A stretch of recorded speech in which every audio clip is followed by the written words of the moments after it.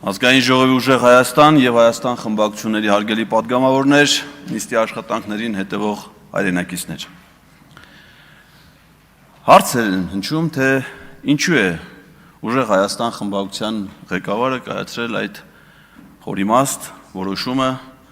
ստանձնելու խմբակցության կողմից եվրոպական ինտեգրման հարցերի հանձնաժողովի ղեկավարումը։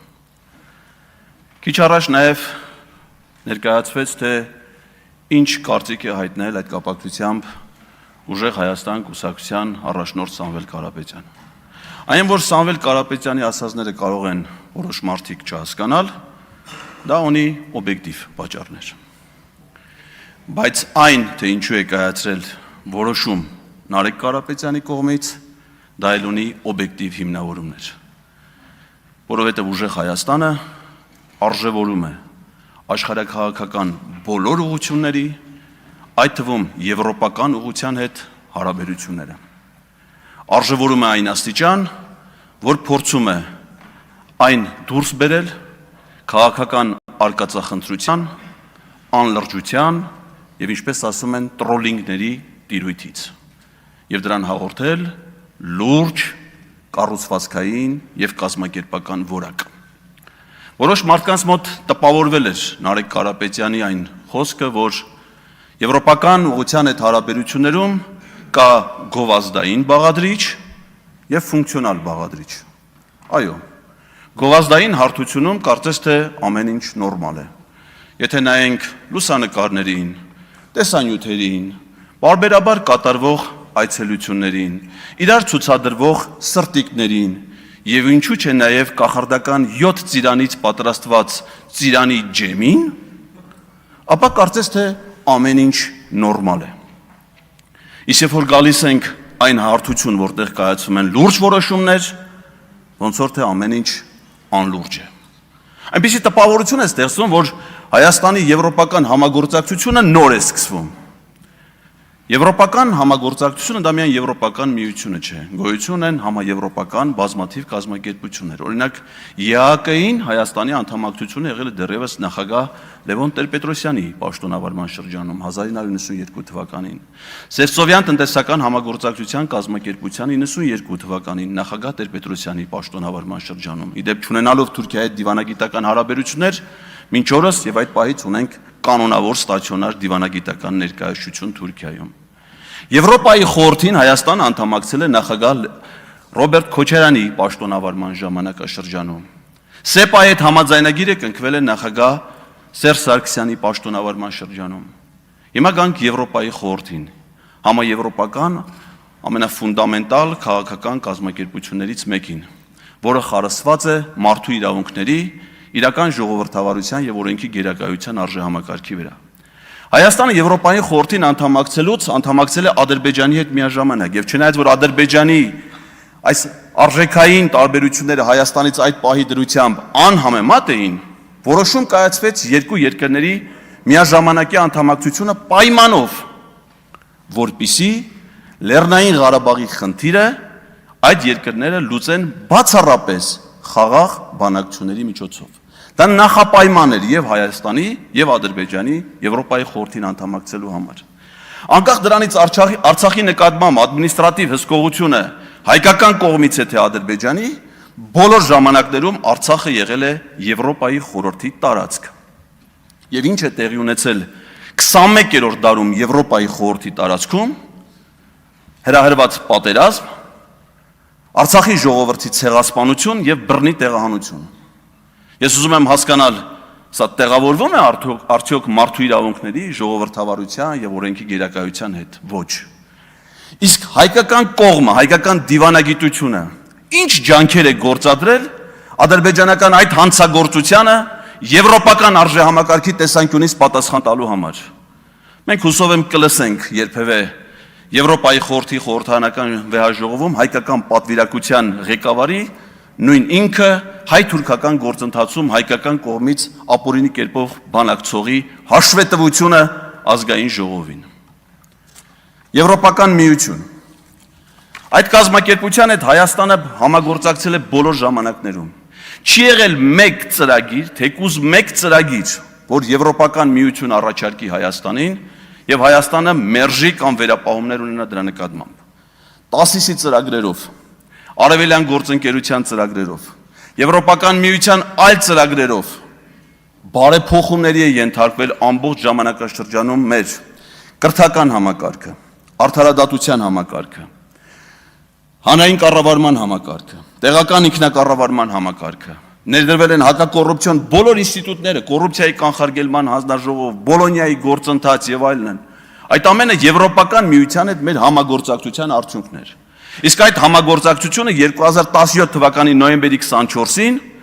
ամրագրվել է ինստիտուցիոնալ ամենաբարձր մակարդակում, ՍԵՊԱ-ի համաձայնագրում։ Իդեպ ասեմ, որ Հայաստանը ԵԱՏՄ անդամ միակ պետությունն է, որը նման որակի եւ խորության ինստիտուցիոնալ համագործակցություն ունեցել Եվրոպական միության հետ։ ՍԵՊԱ-ի համաձայնագիրը վավերացվել եւ ուժի մեջ է մտել արդեն այս իշխանության ժամանակաշրջանում։ Իսկ ինչ է արել այս իշխանությունը այդ համաձայնագրի դրույթները կյանքի կոչելու համար, որը իրական եվրոպական ինտեգրացիան է։ Գրեթե ոչինչ։ Այդ որ հիմա խոսում են վիզաների ազատականացման, կեսաչափական տվյալների եւ անձնագրերի ներդրման մասին, կարծես թե նոր է արվում այդ ամեն ինչը։ Լեհական ՊԵՎ ընկերությունը մինչև 18 թիվն է ներդրել Հայաստանում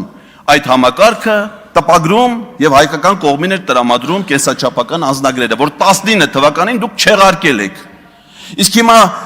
վիզաների ազատականացման գործընթացի բանակցության արդյունքը այն է, որ վիզաների մերժումները շատացել են, հերթերը մեծացել, տուրքը ավելացել, իսկ Հայաստանի քաղաքացիները համատարած արտաքսվում են եվրոպական երկրներից, որովհետև այդ գործընթացի կարևոր բաղադրիչը ոչ օրինական կարգավիճակ ունեցող քաղաքացիների հետ ընդունումն է, ինչը Հայաստանը վաղուց սկսել է իրականացնել։ Այս ձևով եք դուք ուզում մեզ ներկայացնեք իբր ձեր եվրոպական ինտեգրացիան,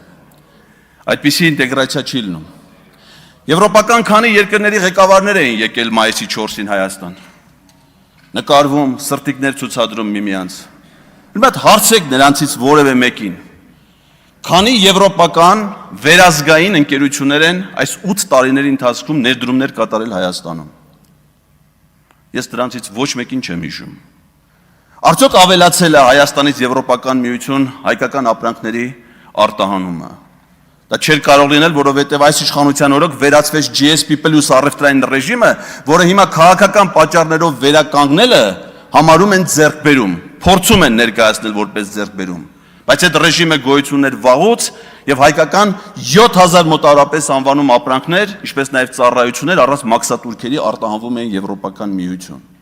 Ես էլ չեմ խոսում քաղաքական համագործակցության մասին, որը բարձրացված էր շատ բարձր մակարդակի։ Իսկ հիմա մենակ խոսքեր, հաճախոսություններ եւ ուրիշ ոչինչ։ Այսպես եվրոպական պետություն չի կառուցվում։ Եվրոպական պետություն կառուցելու համար լուրջ մոտեցում է պետք ցուցաբերել։ Իսկ այդ մոտեցումը դահլիճի այս հատվածից, հատկապես դրա առաջին շարքերից հնարավոր չի ակնկալել։ Եվրոպական համագործակցություն հնարավոր է դահլիճի այս հատվածից եւ հատկապես դրա առաջին շարքերից։ Բայց ամենաառաջինը անհրաժեշտ է փոփոխություն դահլիճի այն հատվածի առաջին շարքից, որը դեռևս դատարկ է։ Եվ մենք հույս ունենք, որ այդ շարքի առաջին աթոռը ի վերջո կզբաղեցնի ազգային բարերար Հայաստանի հաջորդ վարչապետ Սամվել Կարապետյանը։ Եվ այդ դեպքում է հնարավոր, որ Հայաստանում հաստատվի իրական ժողովրդավարություն, որ այլևս ազատ խոսքի համար բռնությունների չենթարկվեն, շուկայում ձմերուկ վաճառողից սկսած մինչև քաղաքական առաջնորդներ, որ դատարանները կայացնեն արդար եւ արդյունավետ արդարադատության շահերից բխող որոշումներ, որ լրատվամիջոցները ազատ գործունեություն ծավալեն եւ չունենան անհանգստություն փակվելու վերաբերյալ, որ քաղաքացիները չլինեն տոտալ վերահսկողության տակ, որ ընտրված քաղաքապետերը չգնդակահարվեն կամ ձերբակալվեն։ Այդպիսին է մեր իրականությունը։ Այդպիսի արժեքներով Եվրոպայի խորհրդի անդամ եւս մեկ պետություն կա, Ադրբեջանի Հանրապետություն։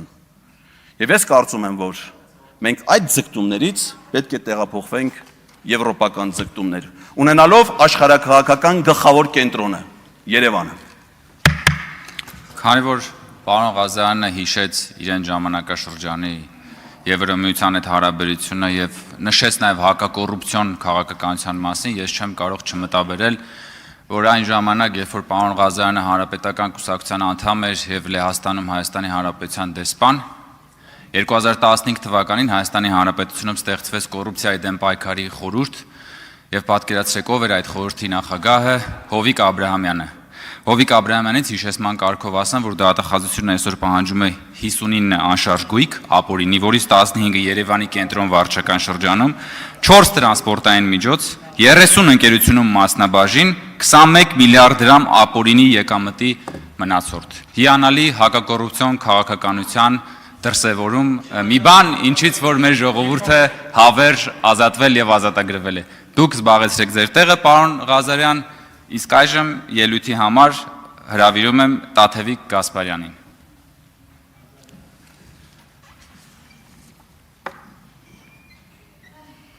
Իդեպ ես ոնց հասկանում եմ Սամվել Կարապետյանը հայ ժողովրդի պատմության մեջ առաջին նախկին հաջորդ վարչապետն է։ Որտեւ ասում եք, որ պետքա լինի ապագա վարչապետ, չստացվեց, այսինքն նախկին ապագա վարչապետ, շատ հետաքրքիր իրավիճակ է, համեցեք։ Կամ լավ